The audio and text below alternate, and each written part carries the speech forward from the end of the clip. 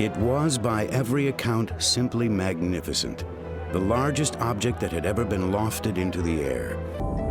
At 804 feet, Hindenburg would dwarf today's jumbo jets. It would be almost as long as the Titanic, the largest passenger liner of its day.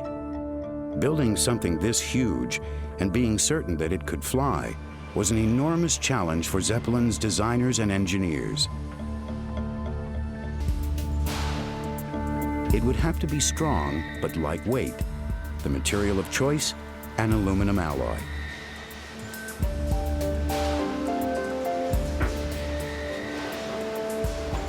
To separate the gas cells, gigantic O-rings, some more than 100 feet in diameter, as big as a carnival Ferris wheel. Now the pieces can be assembled in a custom-built construction shed. After more than 3 years of work, the giant airship is beginning to take shape.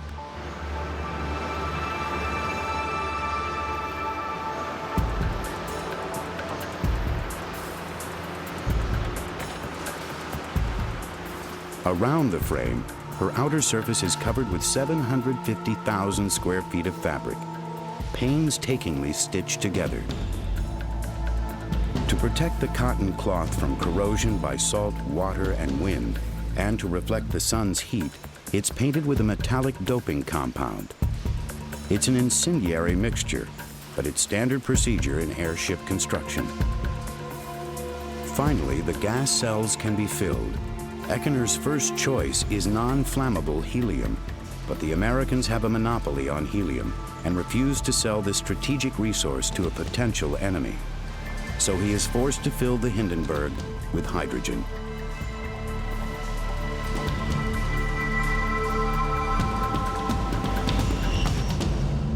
March 1936. The new airship is ready for her maiden flight.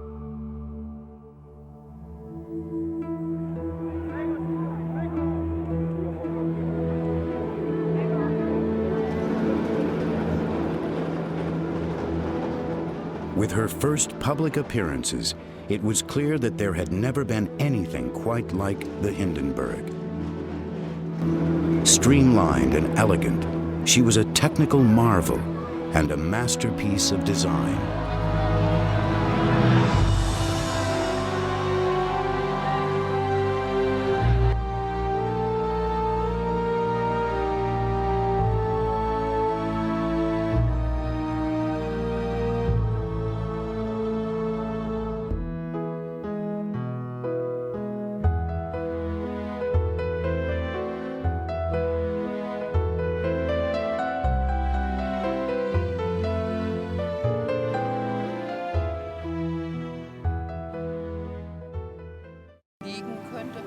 And Dr. Echener, of course, agreed. He even lowered a bottle of champagne down to the ship. And the first one broke, but the second time he tried it, it worked.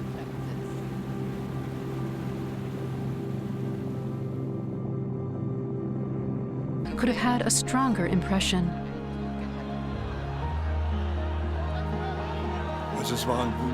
It was a wonderful way of traveling.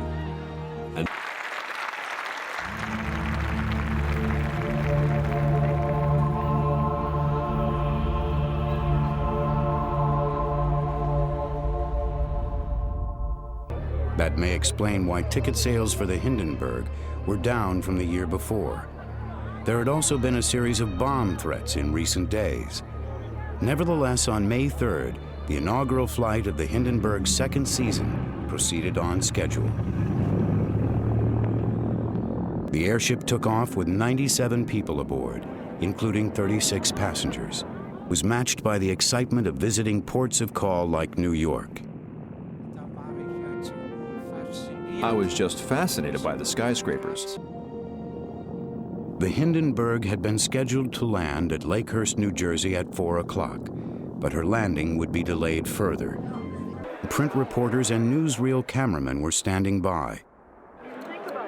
Even a radio announcer was covering the event. We're greeting you now from the Naval Air Base at Lakehurst, New Jersey, from which point we're going to bring you a description of the landing of the mammoth airship Hindenburg. It was 7:15 p.m. The storms had all but ended, and the Hindenburg was cleared for its final approach. Well, here it comes, ladies and gentlemen, and what a great sight it is. A thrilling one. It's a marvelous sight. It's coming down out of the sky, pointed directly towards us and toward the mooring mast. The mighty diesel motors just roared, the propellers biting into the air and throwing it back into a gale-like whirlpool. Hole somewhere there. And I thought, well, I'll just lie down here on the support beam and I'll watch the landing. In dem Landemanöver. And flagships waiting to rise into all points in the United States when they get the ship moored. No commander kept the mast first. They're thrilled, too, for this is his great moment, the first time he's commanded the rope out of the nose of the ship, and has been taken a hold of down on the field by a number of men. It's starting to rain.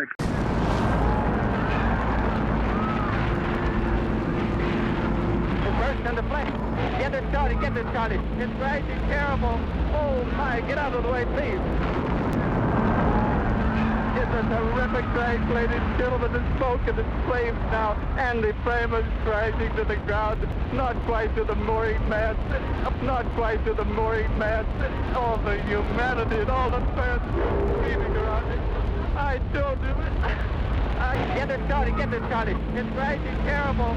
Oh, my, get out of the way, please. Oh, 400 or 500 feet into the sky it is. It's a terrific crash, ladies and gentlemen. The smoke and the flames now, and the flame is rising to the ground. All the It's a terrific crash, ladies and gentlemen. The smoke and the flames now, and the flame is rising to the ground. Not quite screaming around it. I told you.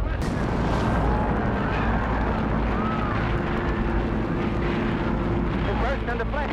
Get it started, get it started. It's rising terrible. Oh, my, get out of the way, please. It's a terrific crash, ladies and gentlemen. The smoke and the flames now, and all the fans screaming around it. I told you. I can't talk to people. I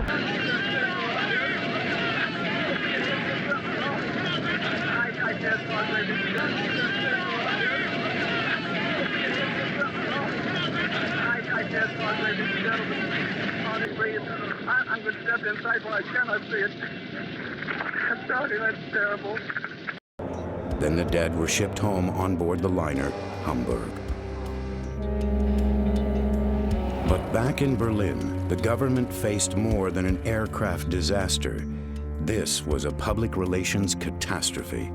The Nazis saw it as a slap in the face of German technology, and so it didn't enter the newspapers. It was sort of like on the bottom. Besides the shock of the tragedy and the embarrassment, there were questions waiting to be answered about what could have caused this disaster.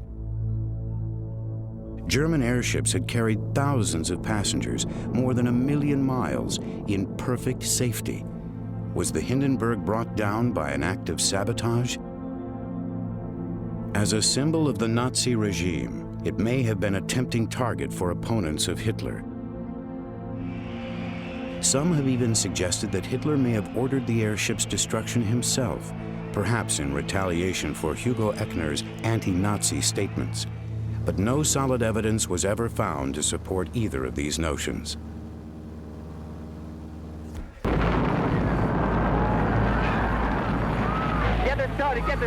Aus dem Fenster habe ich dann rausgeguckt. I looked out the window and saw the fire. Ich war jetzt nur My only concern was to get out. Terrible.